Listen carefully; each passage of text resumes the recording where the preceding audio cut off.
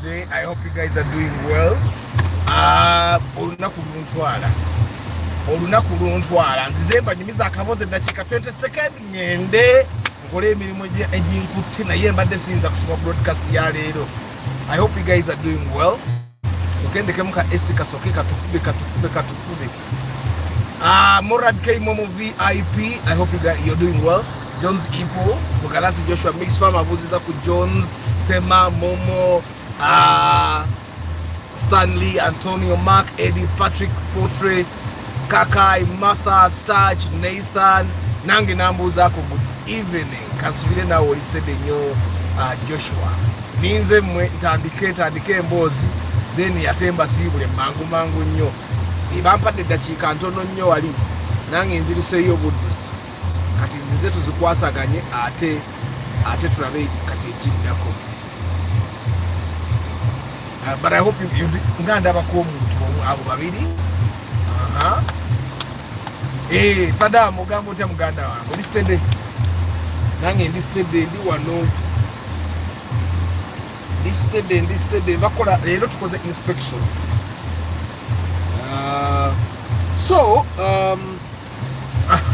Rashid Jagenda to Sime Cornelius n'abalala bakyali mu kamuuli abaganya okutugamba oba weemuli Mulindwa Gonzaga, yes, ebikwata ku Runx woli nnyo Kenya Abe, Godfrey Tambala. Good evening guys. Eddakiika 25 ngamba siibula munansonyiwa olwaliro. I wanted this broadcast to be longer, but eri waggulu mu office nziruse bulusi nebagala ne kangene mbuze ku bantu bangu olwaleero. Yeah, Canadian Properties Uganda. Hi. Jones Info, Jay Sekaja. No, I'm not in the rain. SC. I didn't want the phone to overheat, so I put something there. Let me see. Yeah, so that's why like I was running the engine. I left the AC. This is why we are going to buy a hybrid. So when esawa yonna mwe bagayi mugenda kundabanga ndi mu hybrid. Esawa yonna I'm aiming for it. Esawa yonna. Patrick Yo Poultry Farm, good evening. Jimmy Putan, good evening. Name tetuyinza kukola broadcast eno nga kuli SSM egenda kubuguma. Let me just reduce the intensity of the fan, and yeah, but we need to have let me see.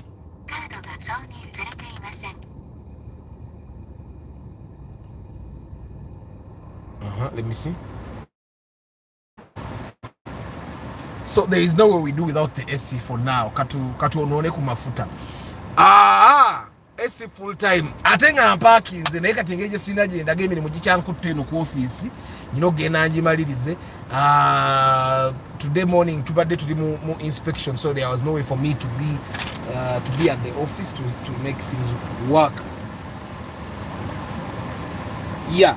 So you guys remember the gentleman I told you about, the one we went with to buy a car, ngagamba ina. He said he had how much was that? He said he had 8 million, yeah.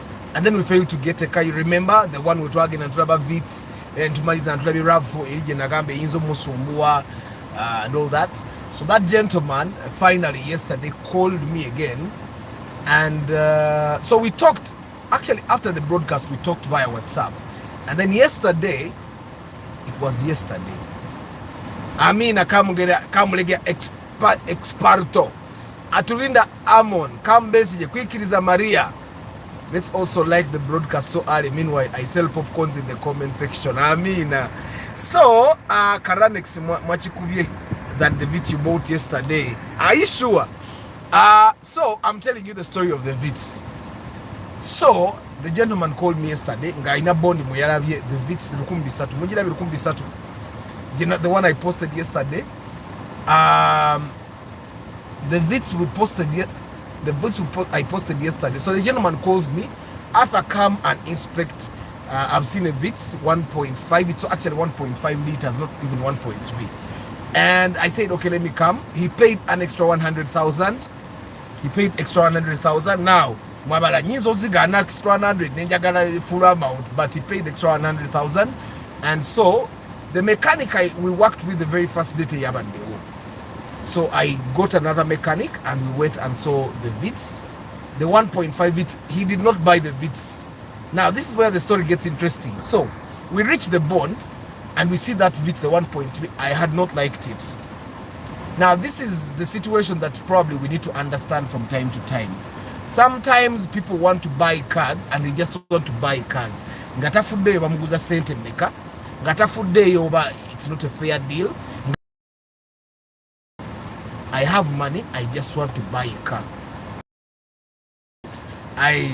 As long as it's a good kanongamba jikure, as long as it will do me good, after I just want a car. So this was literally the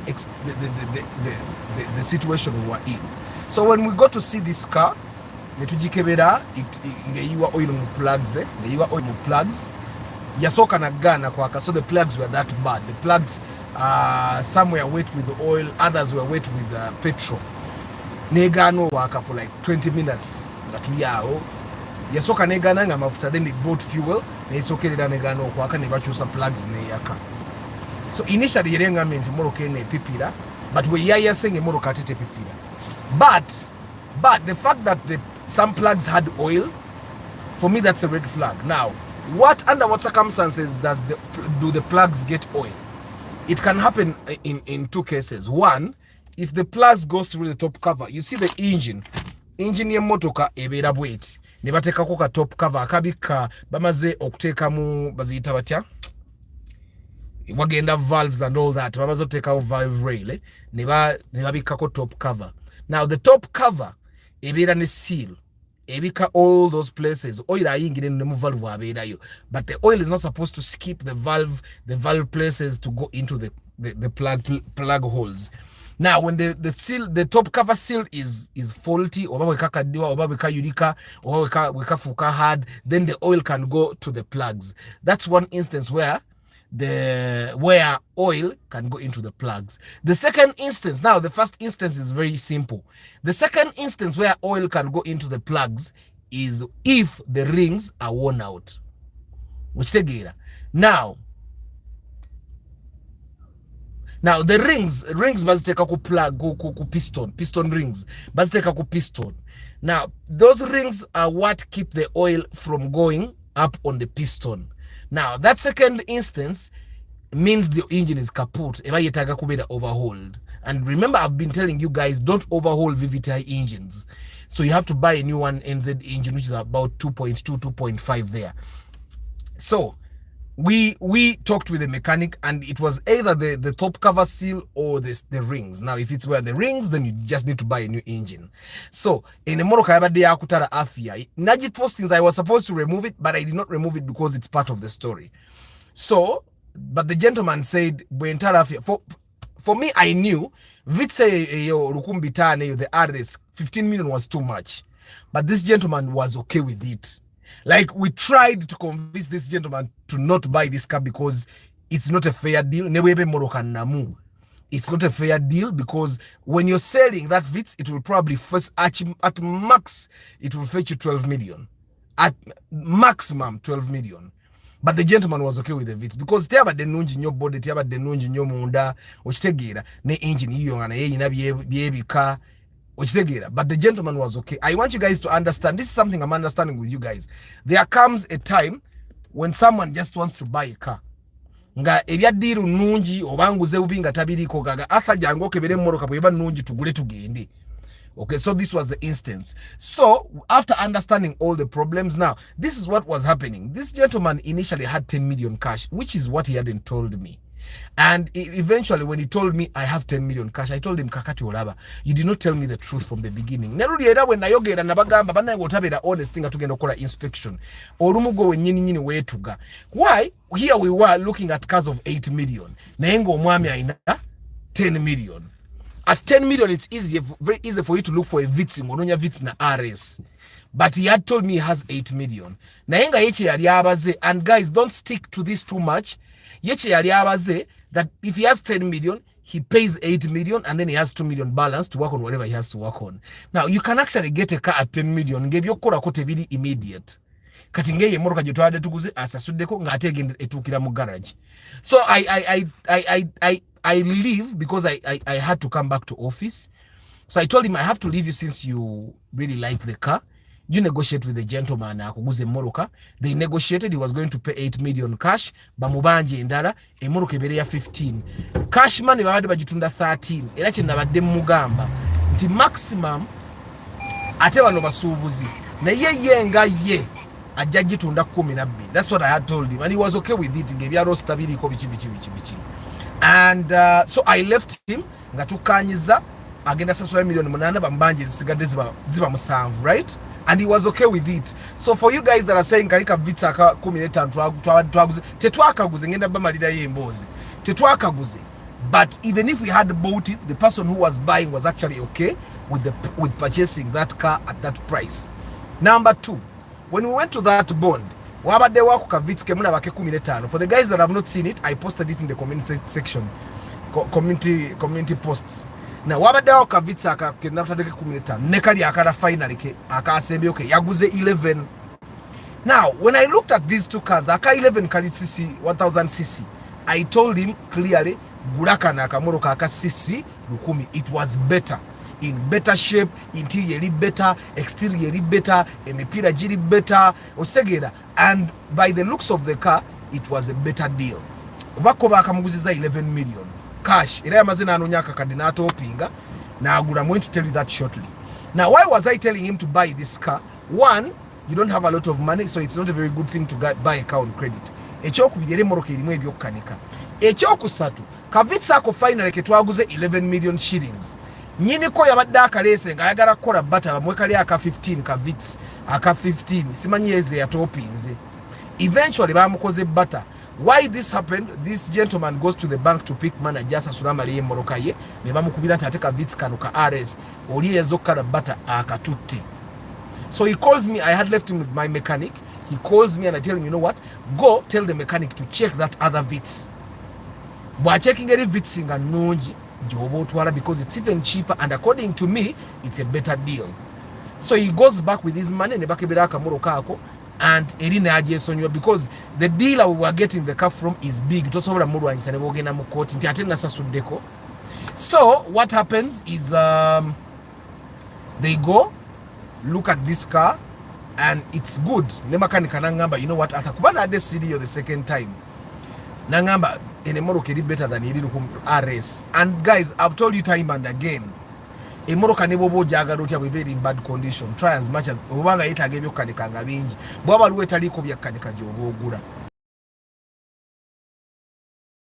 Extra 1 million that you're being charged is not there for you, but oyina million 10 za cash obimaze. So eventually that's what he did, and he paid second Vitz did not million 10. Now after this broadcast, I'm going to delete the 1 of 15 because that's not what we bought.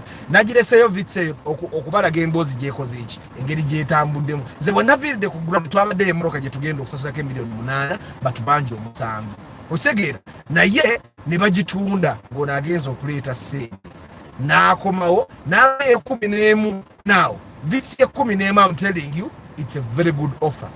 Whether you like it or not, Vitz ye 11. I can challenge anyone here ogenda okunonya Vitz efaanana bwito million 11.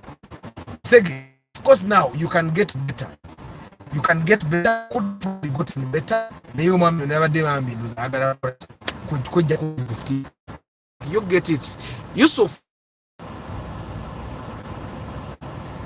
Prosi Bravo, good evening to all car lovers on Osereko Stage. Hi Prosi, Yusuf, with all due respect, extra jideketo chawa abantu ba motoka Nissan. Nze bate ngamba agenda jugula atubulire afterwards. Vilgax. Okay guys, so that's the story of this Vitz. The Vitz was bought by the person gwe nabagubulirako ku broadcast ya luli mutwagaana okukanya mukitegeera. So eventually he got a car. He has no problem with it so far. And so today I went to do inspection. We had only 2 options and our budget was 16, and that's what we got. We had 2 options. We had the Spacio new model or the Toyota Alex. Now we went and saw a very fast Toyota Alex, which was a UBB. But I can tell you, the UBB was in worse condition than the UAS we have bought. And guys, let me tell you one thing. Nzenga Arthur, milioni 16 mvuga mu Sienta. I have told the person who has bought the Alex today kubanga bwemba nyina kuli milioni za 16 nsobola ofuna Sienta ngeringa ku UBG, UBH, UBJ awe watu egena better in better condition than the Alex. I'm telling you, it will be in better condition than the Alex.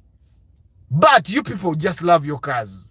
Mugambye, and you guys, apparently all of you guys want to agree that the Alex is a very good deal. I don't think it's a good deal, but the Alex was good. Ochitegera. Ebadde nungi. Though me, I find that 16 million shillings, Alex is on a twina. Alex jetufunye nga bagigamye 18 UBB, but it wasn't in very good condition. Tire maso libadde lyatifu. Obusasi wayatika, the body needs some respraying, emipira ebiri jibulako, kwegamba tebadde embaragavu. Then, and whenever you're looking for a car that is very affordable, but broker bagenda kusumbua. Why am I saying this? It's because brokers want to promise you that they can get you cheap cars. They ain't got tebasobola. Tuvuze moroka, netugende nabweru ku Shell. Netuyimira ku Shell nabweru for close to an hour. Nga broker bwalimbe moroka ejja, emoroka ejja. Yasose tuga emoroka eparkinze nabweru ku Shell. Kumbe ye abera nabweru. Kati batubere nabweru ndoza nakubira broker omulala amanye mmotoka. Natugamba tulinde ku Shell nabweru. Kati atugambe moroka ejja. Kumbe broker munne yakola ki? Yajja. Nengamba abatu eyo Alex tujiguze eyo Chigo Lake eyo Serena eyo munde ye jebazanyira golf eyo mu Serena Hotel. So nengamba bano, you know what, let's go look at also this Alex nga ono bwakomawo. Kati tubadde tugenda tuvuga ku express. Guys kept calling this gentleman. Ne mugamba omanyaba broker. Bajja turning around tutuke nge moroka tebagiyina. Kati they kept calling. Tell the broker who is telling you he has that car. Because me, I've worked with these brokers before. A broker will tell you jangwe moroka weri wano otuke edanga batute ku Shell nabweru. Ngi moroka kubaya tukaye moroka eparkinze ku Shell nabweru. Kayate bwe tutuse ku Shell nabweru mtate aine moroka jja. Kayate bagize moroka mbate kati eri masanafu. You get, so brokers can keep moving you around. Ene moroka je tuguze tugisanze bambi abana bali obulamu tubasanze ku Lake Serena eyo nga bali mu maato gano siri tulanga musaga na ditulamu agamazi gatta bubi siri tulangamu, so tubasanze bali ku maato nga bagenda kulya life. And this car we bought from one of the people I inspected cars for a long time ago. So that's how we bought that Alex. I can tell you this, and I told the person, nembaga banange musente zo tusoro funa mo Sienta ngapa. You people, why don't you like Sientas? And they have said nze nabatamya Sienta, guys. Sometimes the Sienta looks nice, sometimes, but still nze seronda ku motoka. I would rather get a newer car than an older car, simply because guys, me, I still find Alexes to be overpriced. But for the people that buy them, they are happy. So Alex say to nyini abadagira mu milioni 17 tumga tugenda kuwa 14 mujje mu mpe milioni 17 until we reached the car bwechituse ko 16 kitundu ne yechanga natambula nagenda. Then I told mechanic tubadde naye mga agenda yogeno oyo omuntu mga tumwa milioni 16 bichi. Then we went and paid for the car. So those are the inspections I've done today, guys. Nabaga mu mpe dakika 25 muzikize gere nkole ku mirimu emirala. Olwaliro jinkutte era nabika ndi wano paka sawa zini meka 11 ndi wano paka sawa nge mu kitundu 2 ndowooza nga nkyakola. But I'm happy that I'm here ndozira munda bakaseko ku matama. Mr. Lucius, good evening. Vilax Travel Live Vlog, good evening. Ben Kako, good evening. Munooza siba mazenno mwe munange Saturday bweti bwegenze inspection yewedde. It's one of the inspections we have finished very fast because it's a Saturday ne bank zigalawo mangu. And just like that, ile moroka tujisanze okuserena tujivuga. Mr. Arthur, if 16 million can get me a Sienta, then why not, as my first car, I better get a Sienta than getting a bad deal. Starch munanga abantu bagala Sienta, and by the guys have valid reasons. Let me tell you, I asked them which cars don't they drive. Abambi bano bangaye tebavuga Wish, tebavuga Primo, because Wish ne Primo zivuga taxi wawe mu kyalo. Westegera nemba buza rashite mwagala Sienta, mbu Sienta terabika bulungi, abantu tebagala butala bwa Sienta buno nze yenze. But Starch, it wasn't a bad deal. Let me tell you why the Alex wasn't really a bad deal. Alex sayo jirante ajiguze 16 ajajitunde 16 ne bwana ajivuga omwaka because you people love it okujja ko nga mwaba demanding emoroka zino mukendeza demand but the demand sekaja okubye nnyo atha nayenga babiwulira some people are passionate about some cars nayenga nze if I get a car in same budget with the old car I buy a new one. It's exactly part the nangi zichingamba but munanga abantu bali passionate but kile cha wish ne primo kitegedde bwe zibazivuga special wawe it's okay bazireke naye kasiyenta nze nkavuga milioni 16 nze nkavuga okabera ku UBA chao UBG ate kali muyingini ebera yemu ne ya Runx 1NZ okitegeera nti n'obujibu n'obusliding ate babwagala bana you people mweronda. If it serves me, I don't mind about what people say. Obambi no problem. Ulinganze. Kamulege ya mulindo akutumidde. Moradke momo. Inkuba negenda kutonya. Inkuba egenda kutonya. Omubuulizo oliota muganda wange. Nange nkajoga. Anyway guys, munzikirize mbasibule. Ngende mbanyumize mbozi. Tenyumye banange. Kamba sibule bana njabala bencho olweggulo enchano muloza se era sigenda kola inspection nyizo kola inspection enchana ikandabe tanawereza booking ate encha mu lubanyirwa Sunday ate wataweza booking cheche bakindeta mu kibuga Monday morning nyizo obutakola broadcast nyina field work ate mokera nnyo saa 10 mba mu field already so Monday morning nyizo obutakola broadcast kumacha naye nyizo gikola olweggulo nyizo kusala broadcast ene njikola olweggulo ku Monday ngenda babulira encha Paul Sema VIP Murad Kemomo VIP Jones Info Mugalasi Joshua Mix Farm actually broadcast ya mane rachi zikoze evening because yona naje nabanva broadcast ene njikola nga jeva ejja kuoma Musema Saddam Rashid Jagenda Tusime Cornelius Mulindwa Gonzaga Abu Kenya Abi Godfrey Tambale Jones Info Canelian Properties Uganda J Sekaja Jimmy Putan Patrick Yopotri Farm Rashid Yage na nkubuziza kukwikiriza Maria Kambesiji Aturinda Amon Kamulege Experto Michael Chris Muonge David Sembatia Edgar Watson Yusuf Mwima Joel Prosi Bravo Vilgax Mr. Lucius Travel Live Vlog Ben Kakonsereko Starch Ricardo Sienta has frog like eyes have no problem people ata no wali bisienta binepya bibakoze bya bituna milioni ana oba babigula batunula wa omubulizi Valerian Serunkuma Juko Nicholas maybe there's something special about the Alex and Spacio engine Juko Nicholas engine eri mu Spacio yeri mu Corolla yange ingini yabadde mu ka Vitz kalika 15 kemwaga milioni 15 wabatubye. Some people call it tenge but honestly if it's the only option I better get a Sienta. After you say the 25 minutes it's just 15 it's 24 minutes Rashid Rakwosi with the man bana njabala bencha Amina Valerian Felix Imaniraguha Council Patrick Asiku good evening Robert Senzige good evening Alex is a good deal because its sales value is always high and it's durable than Sienta nagwa mubabbi esimu zange ne bazibba ngolabye omubuulizi bana guys munzikirize mbasibule I'll see you tomorrow evening 5:15 p.m. May God bless you broadcast yo kumana tujja gikola mu evening era mutandika okweteka mukama abampeero omukisa ciao.